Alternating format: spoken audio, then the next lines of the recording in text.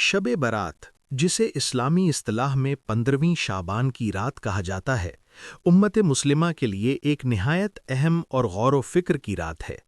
یہ وہ مبارک رات ہے جو رمضان المبارک کی آمد سے پہلے آتی ہے۔ گویا اللہ تعالیٰ کی طرف سے بندوں کو ایک اور موقع دیا جاتا ہے کہ وہ اپنے گناہوں پر نادم ہو کر رجوع کریں، اپنی زندگی کا محاسبہ کریں اور آنے والے دنوں کے لیے خود کو درست کر لیں۔ قرآن کریم میں اللہ تعالیٰ فرماتا ہے، مفہوم: ہم نے اس کتاب کو ایک بابرکت رات میں نازل فرمایا، بے شک ہم ڈرانے والے ہیں۔ مفسرین کی ایک جماعت کے مطابق یہ آیت اگرچہ براہ راست شب قدر کے بارے میں ہے، مگر اس سے یہ اصول ضرور واضح ہوتا ہے کہ اللہ تعالیٰ بعض راتوں کو خاص برکت اور فیصلوں کے لیے منتخب فرماتا ہے۔ احادیث مبارکہ سے یہ بات ثابت ہے کہ شعبان کی 15ویں رات اللہ تعالیٰ کی رحمت خصوصی طور پر متوجہ ہوتی ہے۔ نبی کریم صلی اللہ علیہ وسلم کا ارشاد ہے، اللہ تعالیٰ شعبان کی 15ویں رات اپنی مخلوق کی طرف متوجہ ہوتے ہیں، پس مشرک اور کینہ رکھنے والے کے سوا سب کی مغفرت فرما دیتے ہیں۔ روایت ابن ماجہ، طبرانی، بیہقی، متعدد اسانید کے ساتھ، جس کی بنا پر محدثین نے اس کی اصل کو قابل قبول قرار دیا ہے۔ اس حدیث سے صاف ظاہر ہوتا ہے کہ یہ رات محض ایک ثقافتی یا روایتی رات نہیں، بلکہ ایک روحانی موقع ہے جس میں اللہ تعالیٰ کی مغفرت عام ہوتی ہے، مگر کچھ اعمال اور کچھ باطنی بیماریاں ایسی ہیں جو انسان کو اس عظیم رحمت سے محروم کر دیتی ہیں۔ شب برات کی شرعی حیثیت یہ ہے کہ یہ رات بذات خود عبادت کے لیے منتخب کی جا سکتی ہے، مگر اس میں کوئی خاص، لازمی یا مقررہ عبادت شریعت نے فرض یا واجب قرار نہیں دی۔ صحابہ کرام اور تابعین سے یہ ثابت ہے کہ وہ اس رات میں انفرادی عبادت، دعا، استغفار اور توبہ کا اہتمام کرتے تھے، لیکن اسے اجتماعی میلے، آتش بازی یا غیر شرعی رسومات میں نہیں بدلتے تھے۔ یہی وہ نقطہ ہے جہاں آج امت کو سب سے زیادہ اصلاح کی ضرورت ہے، کیونکہ ہم نے اصل مقصد یعنی اللہ کی طرف رجوع کو چھوڑ کر اس رات کو رسموں اور ظاہری کاموں تک محدود کر دیا ہے۔ شب برات کو برات اس لیے کہا جاتا ہے کہ یہ نجات کی رات ہے، نجات گناہوں سے، نجات غفلت سے اور نجات آخرت کی ہلاکت سے، مگر یہ نجات صرف اسی کو ملتی ہے جو دل سے پلٹتا ہے، جس کے دل میں کینہ، حسد، تکبر اور شرک نہ ہو، اور جو اللہ کے سامنے عاجزی کے ساتھ اپنے قصور تسلیم کرے۔ یہی وہ بنیاد ہے جس پر آگے چل کر ہم سمجھیں گے کہ اس رات میں اصل میں کیا کرنا چاہیے، کیا نہیں کرنا چاہیے، اور کن غلطیوں کی وجہ سے لوگ اس عظیم رات کے باوجود محرومی کا شکار ہو جاتے ہیں۔ جب شب برات کا ذکر آتا ہے تو عام طور پر لوگوں کے ذہن میں سب سے پہلا سوال یہی آتا ہے کہ کیا یہ وہ رات ہے جس میں آنے والے سال کے فیصلے لکھے جاتے ہیں؟ کس کی موت ہوگی، کس کو رزق ملے گا، کون عزت پائے گا اور کون محرومی کا شکار ہوگا؟ اس مسئلے میں شریعت کا صحیح اور متوازن موقف سمجھنا بے حد ضروری ہے، کیونکہ غلط فہمی یہاں سے ہی جنم لیتی ہے۔ قرآن کریم سے یہ بات واضح طور پر ثابت ہے کہ اصل، حتمی اور قطعی فیصلے لیلۃ القدر میں کیے جاتے ہیں۔ جیسا کہ اللہ تعالیٰ فرماتا ہے، اس رات میں ہر حکمت والا معاملہ طے کیا جاتا ہے۔ جمہور مفسرین کے نزدیک اس آیت کا تعلق شب قدر سے ہے، نہ کہ شب برات سے۔ لہٰذا یہ عقیدہ رکھنا کہ مکمل تقدیر شب برات میں لکھی جاتی ہے، درست نہیں۔ البتہ صحیح احادیث اور آثار سلف سے یہ بات ضرور ثابت ہوتی ہے کہ شب برات میں اللہ تعالیٰ کی رحمت کا خاص نزول ہوتا ہے اور بندوں کے اعمال اللہ کے حضور پیش کیے جاتے ہیں۔ نبی کریم صلی اللہ علیہ وسلم شعبان کے مہینے میں کثرت سے روزے رکھا کرتے تھے، اور جب اس کی وجہ پوچھی گئی تو آپ صلی اللہ علیہ وسلم نے فرمایا، مفہوم: یہ وہ مہینہ ہے جس میں بندوں کے اعمال رب العالمین کے حضور پیش کیے جاتے ہیں، اور میں چاہتا ہوں کہ میرے اعمال اس حال میں پیش ہوں کہ میں روزے سے ہوں۔ اس سے یہ بات سمجھ آتی ہے کہ یہ رات اور یہ مہینہ احتساب، اصلاح اور اللہ کی طرف لوٹنے کا خاص وقت ہے، نہ کہ بے فکری اور رسموں کا۔ یہ بھی حقیقت ہے کہ بعض تابعین سے یہ منقول ہے کہ شب برات میں سالانہ فیصلوں کی فہرستیں فرشتوں کے سپرد کی جاتی ہیں، مگر محدثین نے وضاحت کی ہے کہ یہ فیصلے حتمی نہیں، بلکہ اللہ کے ازلی علم میں پہلے سے طے شدہ امور کی تفصیل اور تقسیم ہوتی ہے، جبکہ اصل تقدیر لوح محفوظ میں پہلے ہی لکھی جا چکی ہوتی ہے۔ اس نقطے کو نہ سمجھنے کی وجہ سے بعض لوگ اس رات کو ایک جادوئی رات بنا دیتے ہیں، حالانکہ اسلام انسان کو عمل، توبہ اور اصلاح کی دعوت دیتا ہے، نہ کہ توہمات کی۔ شب برات کا اصل پیغام یہ ہے کہ بندہ اپنے حال کو دیکھے، اپنے اعمال کا جائزہ لے، اپنے دل کو کینہ، حسد اور بغض سے پاک کرے، کیونکہ حدیث کے مطابق یہی وہ بیماریاں ہیں جو اس عظیم رات میں بھی مغفرت سے محرومی کا سبب بن جاتی ہیں۔ اللہ تعالیٰ کی رحمت عام ہوتی ہے، مگر وہ دل جو نفرت اور ضد میں قید ہو، اس رحمت کو قبول کرنے کی صلاحیت کھو دیتا ہے۔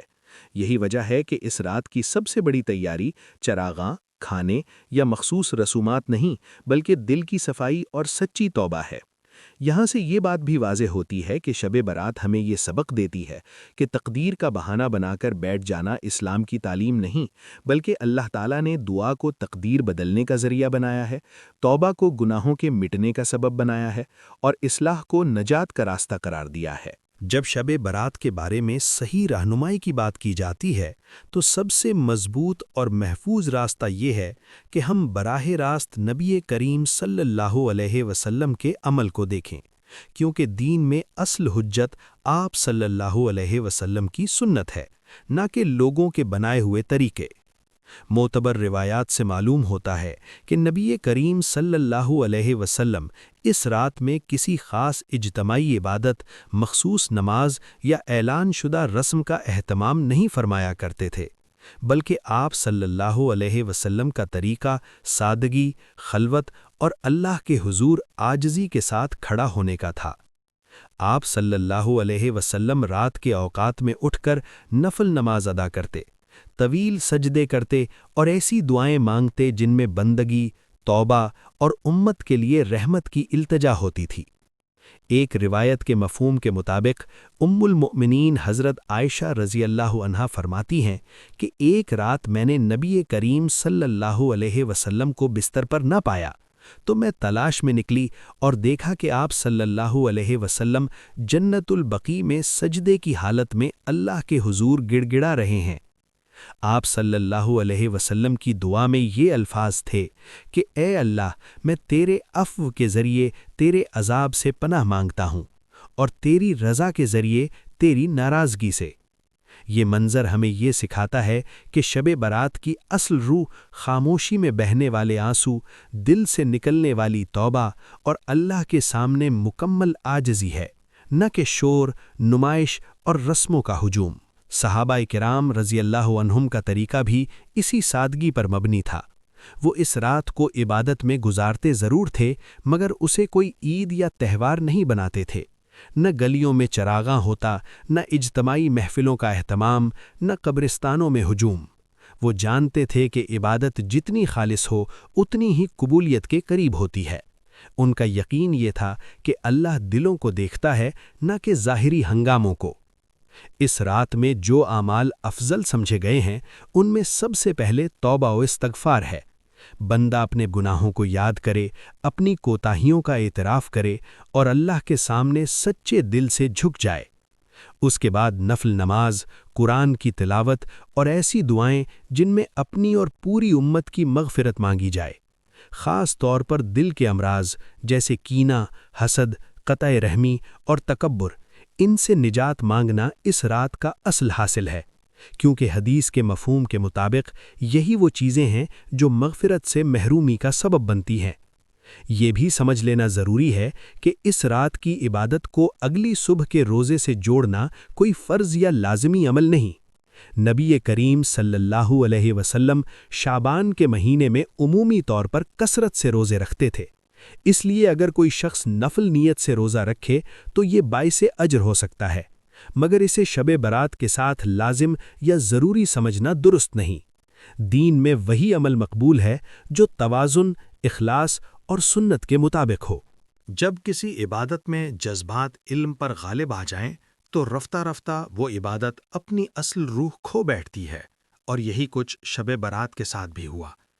وقت کے ساتھ اس مبارک رات میں ایسے اعمال شامل ہوتے چلے گئے جن کی نہ قرآن میں اصل ہے اور نہ نبی کریم صلی اللہ علیہ وآلہ وسلم کی سنت میں۔ حالانکہ نیتیں اکثر اچھی ہوتی ہیں، مگر دین میں نیت کے ساتھ طریقہ بھی درست ہونا ضروری ہے۔ اسی لیے علماء نے بار بار توجہ دلائی کہ شب برات کو عبادت کی رات تو سمجھا جائے، مگر اسے رسم، تہوار یا میلہ نہ بنایا جائے۔ ان غلط اعمال میں سب سے نمایاں قبرستانوں میں ہجوم کی صورت میں جانا ہے۔ اگرچہ عام دنوں میں قبرستان جانا عبرت کے لیے سنت ہے، مگر اس رات خاص طور پر اجتماعی شکل میں جانا، چراغ جلانا، قبروں پر مٹھائیاں رکھنا یا مخصوص دعاؤں کو لازم سمجھنا نبی صلی اللہ علیہ وآلہ وسلم سے ثابت نہیں۔ دین ہمیں یہ سکھاتا ہے کہ مردوں کے لیے اصل فائدہ صدقہ، دعا اور نیک اعمال کا ایصال ثواب ہے، نہ کہ ظاہری رسومات۔ جب عبادت کا مقصد دکھاوا بن جائے تو اس کا اجر کم ہو جاتا ہے اور بعض اوقات بالکل ختم ہو جاتا ہے۔ اسی طرح ایک اور عام خرابی یہ ہے کہ اس رات کو مکمل بے فکری کی رات سمجھ لیا جاتا ہے۔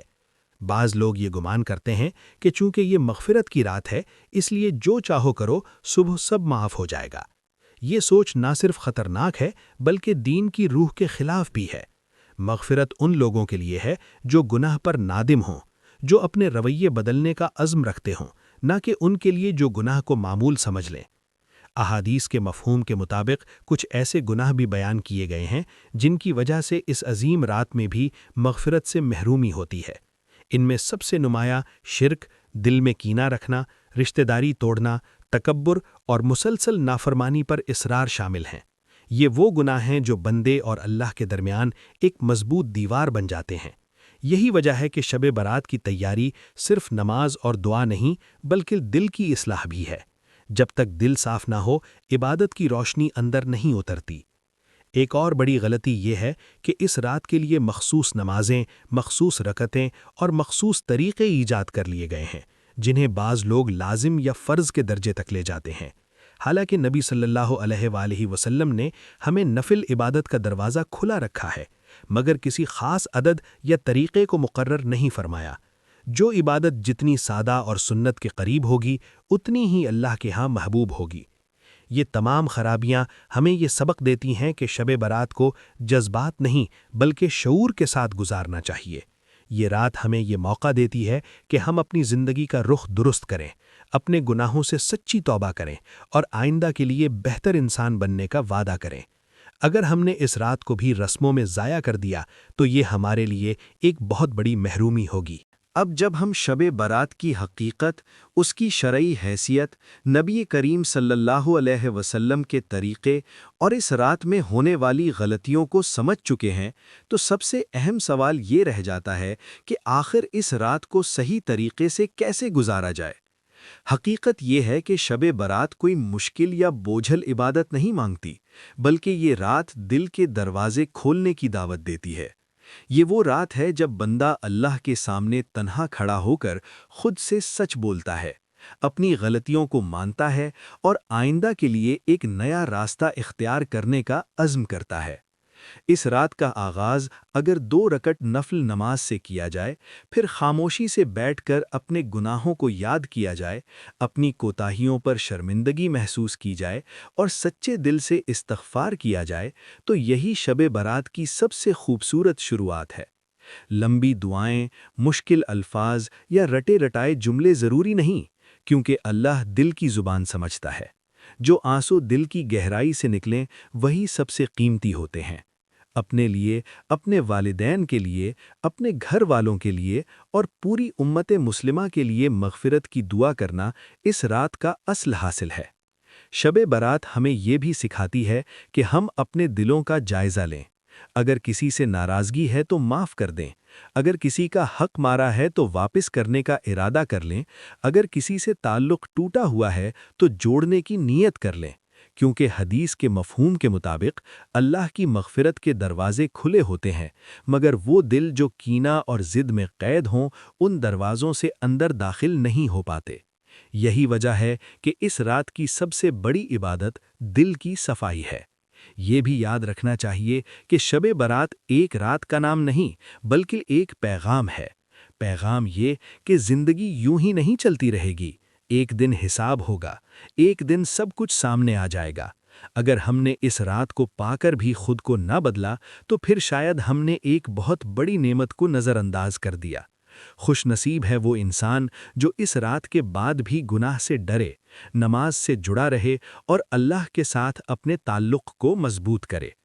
ایک بات دل سے سن لیجئے، شب برات ہمیں یہ یاد دلاتی ہے کہ اللہ اب بھی ہمیں موقع دے رہا ہے۔